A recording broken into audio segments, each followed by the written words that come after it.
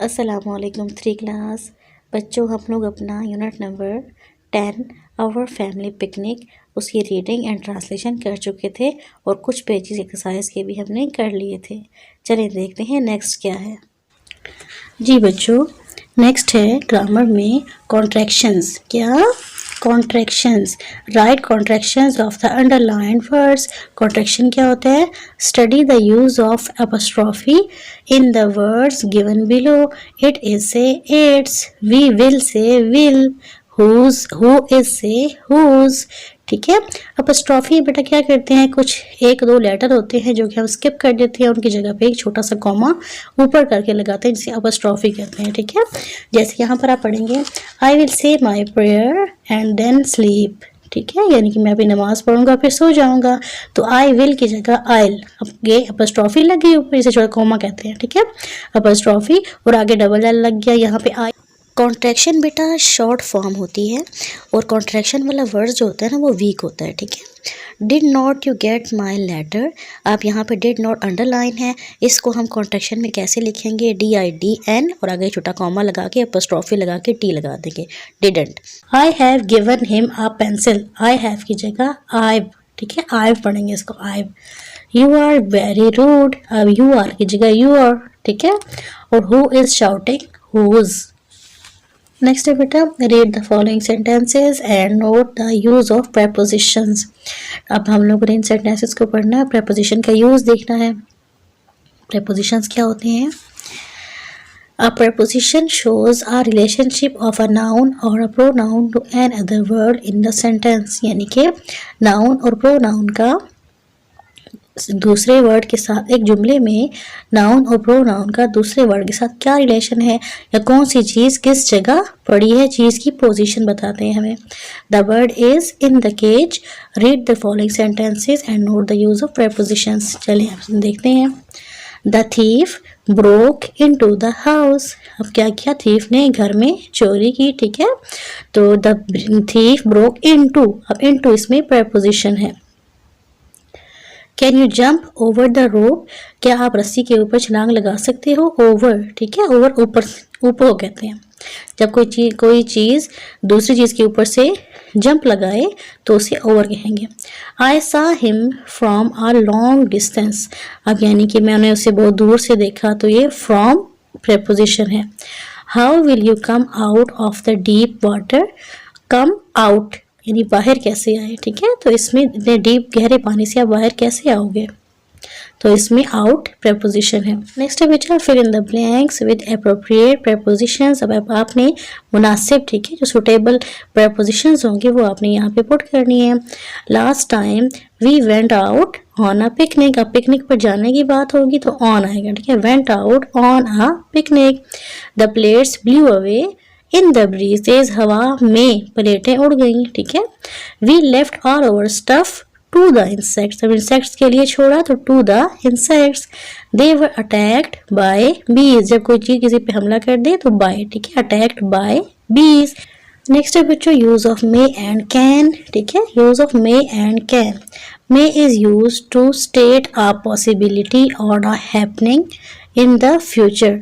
May I ride your bike, यानी कि कोई पॉसिबिलिटी या कुछ वाकया जैसे हैपनिंग इन द फ्यूचर, उस हालत को जाहिर करता है कि फ्यूचर में क्या होगा या किस चीज़ की परमिशन को कहते हैं। ठीक है, जैसे मे आई राइड योर बाइक, मैं किस चीज़ की परमिशन ले रही हूँ तो फिर मैं उसके लिए मे का लफ्ज़ इस्तेमाल करूँगी। Okay, read the following sentences and notice the use of may and can.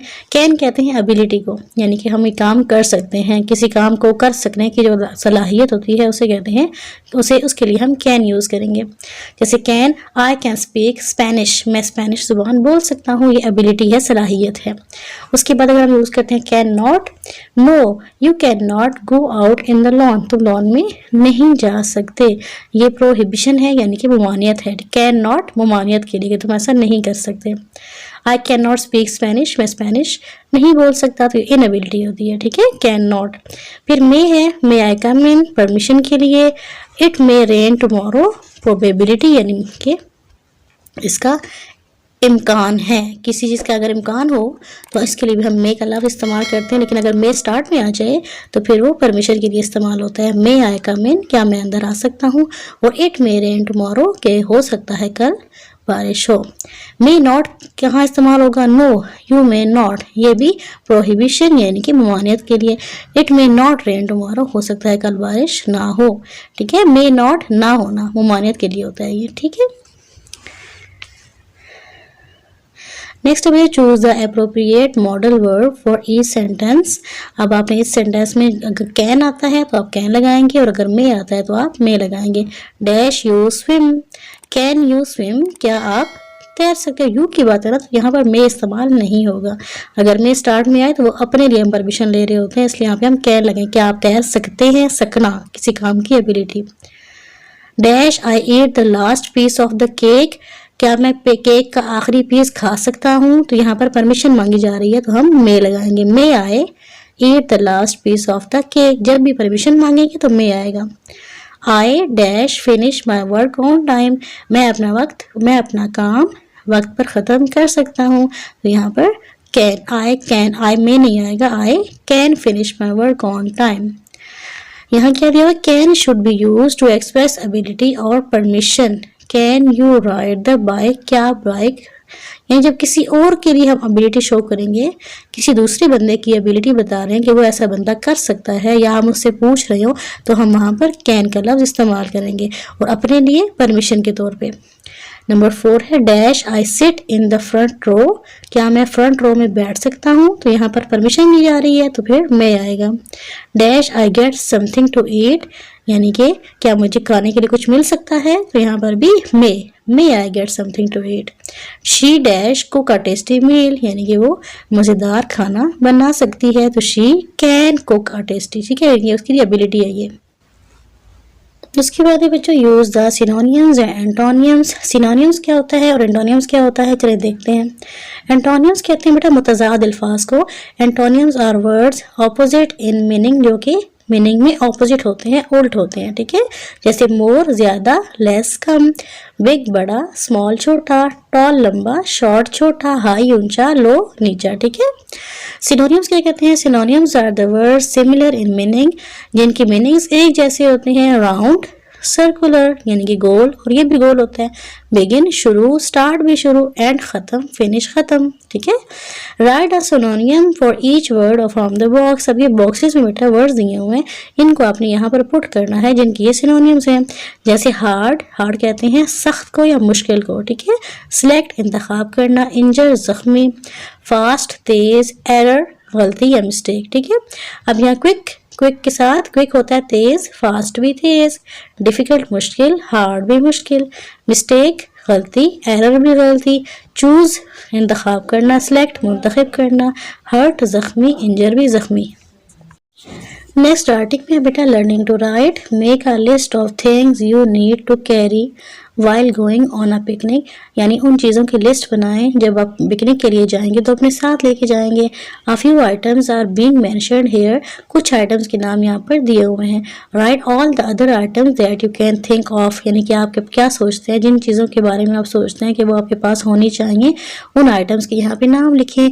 जैसे आ मैट, आपके पास एक मैट होना चाहिए, आइस पैक होना चाहिए, फूड होना चाहिए, अम्ब्रेला, पेपर नैपकिन्स, उसके बाद आपके पास कैप्स होनी चाहिए, प्लेट्स होनी चाहिए, glasses, water bottles, blanket, trash bag, bat, ball, sandwiches, biryani, और इसके अलावा आप जो भी इसमें ऐड करना चाहें, जो आप समझते हैं कि हमारे पास होना चाहिए, वो आप लिख सकते हैं। नेक्स्ट बेटा क्रिएटिव राइटिंग में paragraph writing, write a paragraph using the words phrases in the box. ये बॉक्स में कुछ वर्ड्स दिए हुए हैं, hungry, soup, too hot, tongue burnt, freezer, grabbed, ice cubes, put bread pieces in it, cooled, down and could eat. ठीक है, तो the first line is given for you, give it your title also.